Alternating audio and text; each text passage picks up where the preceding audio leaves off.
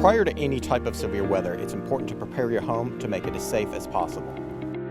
Start by reviewing your insurance policies to make sure you are covered for losses related to severe weather or flooding. Keeping updated pictures of your home and valuables is important.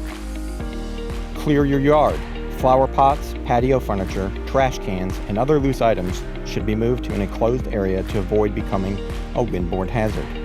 Larger items such as sheds, dog houses, or swing sets should be tied down if possible. Inspect and remove all dead or dying limbs from trees. Larger branches may need to be addressed by a professional. Look at your roof. Missing shingles, loose panels, or other areas of weakness can be points of intrusion for wind and water. While inspecting your roof, check and clear gutters. Clean gutters allow the proper flow of water from your roof and away from your home's foundation. Seal windows and doors. If your home is not equipped with storm shutters or hurricane-rated windows, consider boarding them to protect against wind intrusion and damage. Ensure all doors are closed and secure. Doors that are not solid, such as glass patio doors, should be reinforced. Learn where your home's utility disconnects, such as breaker panels and water mains, are located. These may need to be shut off to prevent further hazard should damage occur to your home.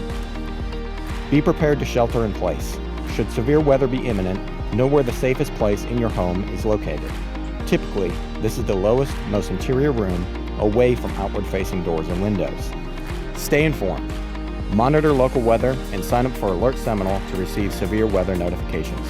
Text Seminole to 888-777 or visit www.prepareseminole.org.